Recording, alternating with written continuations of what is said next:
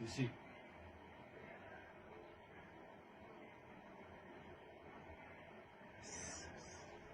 The victim was identified in the reports as Martha Mani Rantsofu, also referred to as Martha Mani, and she was only 39 years old.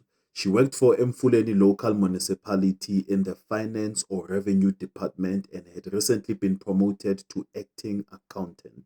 And she was shot on March the 30th, 2026 in Vanderbilt Park, just meters from Vanderbilt Police Station. Now, she was waiting at a tire fitment center for her vehicle to be serviced, and that's when the attack happened.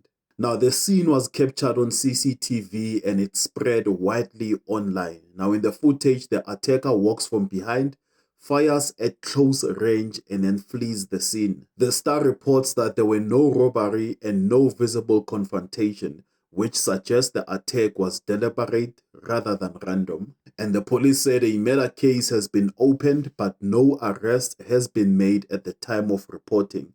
Now, the motive is still unknown, and the Gauteng police has confirmed that the case has now been taken over by the Political Killing Task Team, also known as the PKTT.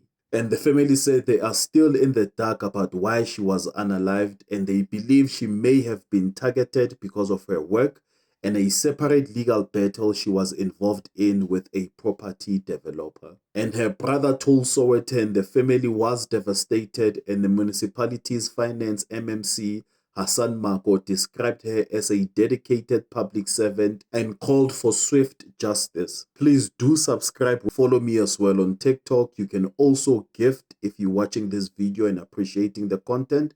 And if you're on Facebook, you can share stars. Alternatively, you can be a subscriber towards the channel. You see.